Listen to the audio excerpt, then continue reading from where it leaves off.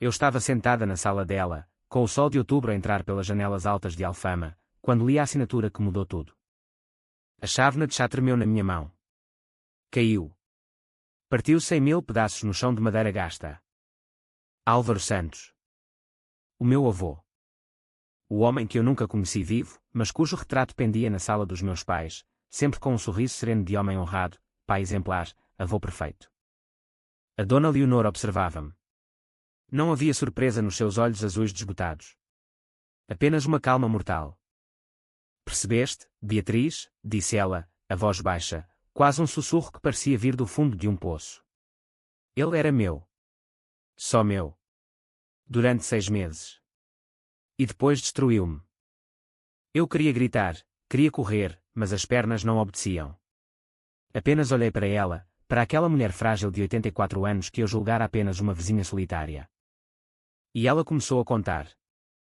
8 meses antes, quando me mudei para aquela casa pequena na travessa do Terreiro do Trigo, em Lisboa, a dona Leonor era apenas a senhora idosa da casa geminada ao lado. Sempre impecável, vestido escuro, cabelo branco preso num coque perfeito, um lenço de seda ao pescoço. Regava as sardinheiras todas as manhãs com uma precisão quase militar. Cumprimentava-me-nos por cima do muro baixo, um bom dia tímido, nada mais. Eu, Beatriz Lima, 28 anos, professora de literatura portuguesa num liceu ali perto, em Moraria. A minha vida era silenciosa. Os pais viviam no Porto, os amigos de universidade tinham-se espalhado pela Europa. Sentia falta de algo, uma raiz, uma história, alguém que me fizesse sentir menos sozinha naquela cidade que engola as pessoas. Nunca imaginei que a história viria bater-me à porta numa caixa de madeira velha. Foi numa tarde cinzenta de outubro. Ela apareceu com a caixa nas mãos, os dedos nudosos tremendo ligeiramente. Beatriz, perdoa a intromissão, disse, a voz doce como mel envelhecido. Encontrei estas cartas no sótão quando procurava o presépio antigo. A letra é difícil, já não enxergo como dantes. Serias capaz de me ajudar a perceber o que dizem? Convidei-a a entrar.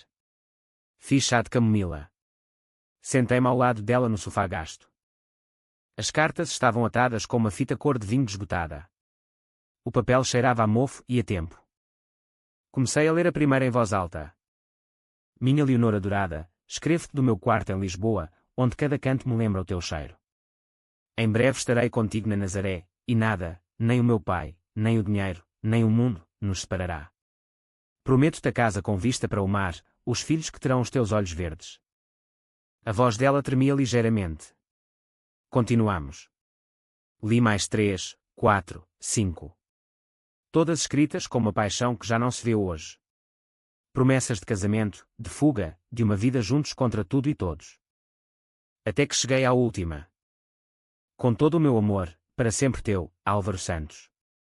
O silêncio que se seguiu foi tão pesado que quase o sentia na pele. Álvaro Santos, repeti, a voz rouca. Era o meu avô. Ela fechou os olhos por um instante. Quando os abriu, já não havia fragilidade. Apenas um brilho frio, antigo, que me gelou até aos ossos. Sim, minha querida. O teu avô. O homem que me prometeu o céu e me atirou para o inferno. E começou a contar, devagar, como quem destila veneno. Ela tinha 18 anos. Filha de um pescador pobre da Nazaré. Ele, Álvaro Santos, 25 anos, filho de um industrial de Lisboa, estava de férias na praia. Conheceram-se numa noite de fogueira, com guitarras e vinho. Ele era culto, bonito, falava de poetas e de um futuro grande. Ela, inocente, acreditou em cada palavra. Durante 6 meses foi um amor louco. Encontravam-se em segredo nas dunas, nas grutas, nas noites em que ele conseguia escapar de Lisboa. Ele jurava que falaria com o pai, que casariam assim que ele assumisse a empresa. Quando ela descobriu a gravidez, correu a contar-lhe, cheia de alegria. A resposta dele foi um murro no estômago. Não posso, Leonor. O meu pai nunca aceitará uma rapariga sem dote. A empresa está à beira da falência. Só o casamento com a filha do sócio Moreira nos salva. Ela chorou. Implorou. Ajoelhou-se na areia. Ele respondeu com um envelope de dinheiro e uma ameaça sussurrada. Resolve isto. Se contares a alguém, ninguém acreditará numa rapariga da Nazaré contra a família Santos. E eu faço com que nunca mais ninguém te empregue. Pagou uma parteira clandestina em Lisboa. Leonor quase morreu de hemorragia. Perdeu o filho. Ficou estéril para sempre. A família, católica e rigorosa, expulsou-a de casa por ter pecado sem casar. Álvaro casou com a filha do sócio 4 meses depois. Tornou-se um homem poderoso sob o Estado Novo, contratos com o governo, fábricas, terras. Teve 3 filhos legítimos. O meu pai foi o mais velho. Leonor sobreviveu como pôde, costureira em oficinas escuras, criada em casas de gente rica, faxineira em hotéis. Nunca casou. Nunca teve outro homem. Guardou as cartas como quem guarda uma arma carregada. A vingança é um prato que se come frio, disse-me ela, com um sorriso que nunca mais esquecerei. Esperei 70 anos para que alguém do sangue dele sentisse o mesmo vazio que eu senti todos os dias.